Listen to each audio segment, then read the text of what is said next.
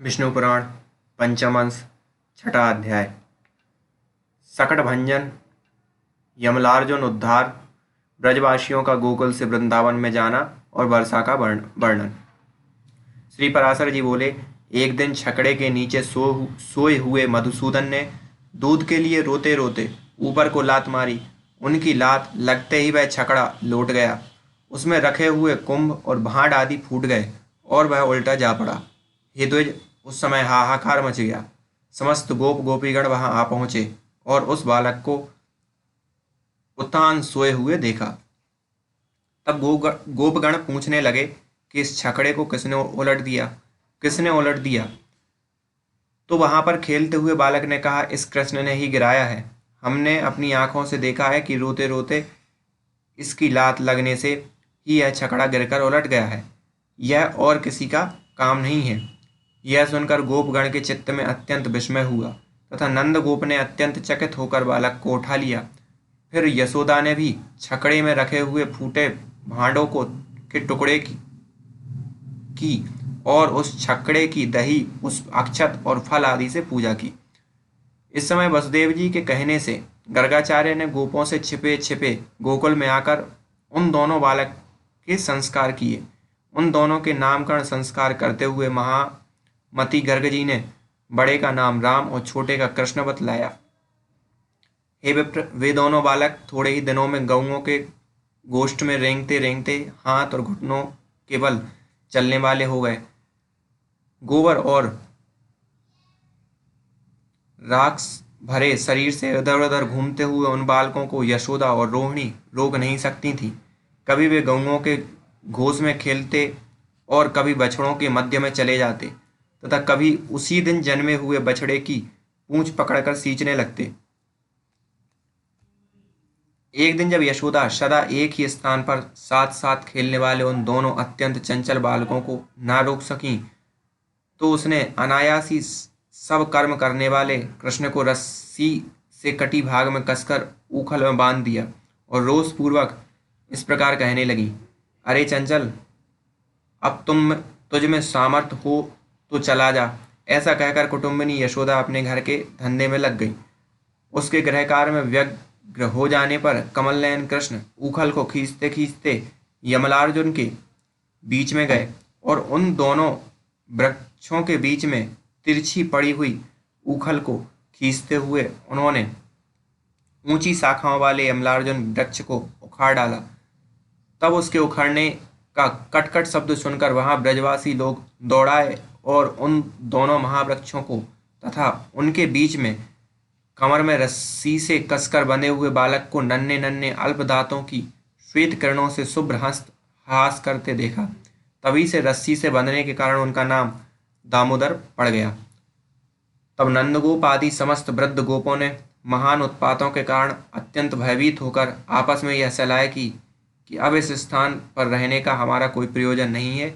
हमें किसी और महावन को चलना चाहिए, क्योंकि यहाँ नाश के कारण स्वरूप पूतनावध, छकड़े का लौट जाना तथा आंधी आदि किसी दोष के बिना ही वृक्षों का गिर पड़ना इत्यादि बहुत से उत्पात दिखाई देने लगे हैं। अतः जब कोई भूमि संबंधी महान उत्पात ब्रज को नष्ट ना करे तब तक शीघ्र ही हम लोग इस स्थान से वृंदावन को चल दें। इस प्रकार वे समस्त ब्रजवासी चलने का विचार कर अपने अपने कुटुंब के लोगों से कहने लगे, शीघ्र ही चलो, देरी मत करो। तब वे ब्रजवासी वत्सपाल दल बांधकर एक क्षण में ही छकड़ों और गऊओं के साथ उन्हें हाँकते हुए चल दिए। द्विज, वस्तुओं के अवशिष्टांशों से युक्त यह ब्रजभूमि क्षण भर में ही काक तथा भास आदि पक्षियों से व्याप्त हो गई। तब लीला बिहारी भगवान कृष्ण ने गऊओं की अभिवृद्धि की इच्छा से अपने शुद्ध चित्त वृंदावन का चिंतन किया। इससे हे द्विजोत्तम, अत्यंत लक्ष्य ग्रीष्म काल में भी वहां वर्षा ऋतु के समान सब ओर नवीन दूब उत्पन्न हो गई। तब चारों ओर अर्धचंद्राकार से छकड़ों की बाड़ लगाकर वे समस्त ब्रजवासी वृंदावन में रहने लगे। तदनंतर राम और कृष्ण भी बछड़ों के रक्षक हो गए और एक स्थान पर रहकर गोष्ठ में बाल लीला करते हुए विचरने लगे। विकाक पक्षधारी दोनों बालक सिर पर मयूर पक्ष का मुकुट धारण कर तथा वन्य पुष्पों के कर्ण भूषण पहन ग्वालोचित बंसी आदि से सब प्रकार के बाजों की ध्वनि करते तथा पत्तों के बाजे से ही नाना प्रकार की ध्वनि निकालते स्कंद के अंशभूत शास्त्र विशास्त्र कुमारों के समान हंसते और खेलते हुए उस महावन में विचरने लगे।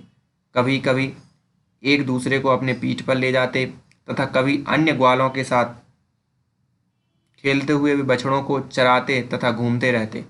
इस प्रकार उस महाब्रज में रहते रहते कुछ समय बीतने पर वे निखिल लोकपाल वत्सपाल 7 वर्ष के हो गए। तब मेघ समूह से आकाश को आच्छादित करता हुआ तथा अतिशय बारित धाराओं से दिशाओं को एक रूप करता हुआ वर्षाकाल आया। उस समय नवीन दूर्वा के बढ़ जाने और वीर बहुटियों से व्याप्त हो जाने के कारण पृथ्वी पद्मराग विभूषिता मरकतमयी सी जान पड़ने लगी। जिस प्रकार नया धन पाकर दुष्ट पुरुषों का चित्त उच्चंकित हो जाता है, उसी प्रकार नदियों का जल सब ओर अपने निर्दिष्ट मार्ग को छोड़कर बहने लगा। जैसे मूर्ख मनुष्यों की धृष्टतापूर्ण उक्तियों से अच्छे वक्ता की वाणी भी मलिन पड़ जाती है, वैसे ही मलिन मेघों से आच्छादित रहने के कारण निर्मल चंद्रमा भी शोभाहीन हो गया।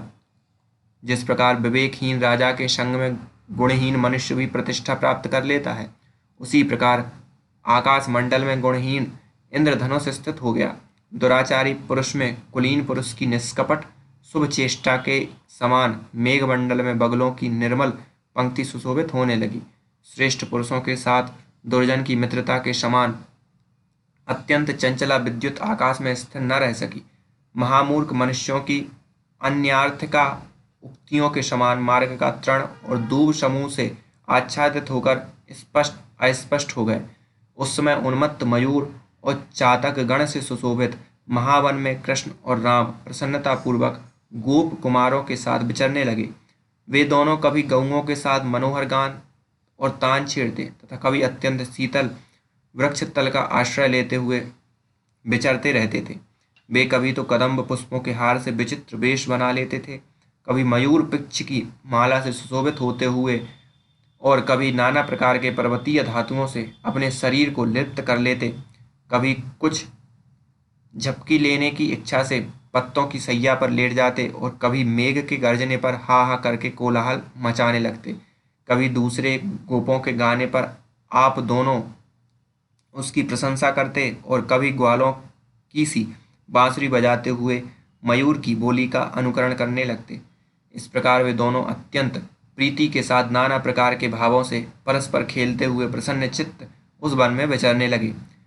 सायंकाल के समय वे महाबली बालक वन में यथा योग्य विहार करने के अनंतर गऊओं और बालकों के साथ ब्रज में लौट आते थे। इस तरह अपने समवयस्क गोपगणों के साथ देवताओं के समान क्रीड़ा करते हुए वे महातेजस्वी राम और कृष्ण वहां रहने लगे। इति श्री विष्णु पुराणे पंचमंसे षष्ठो अध्याय।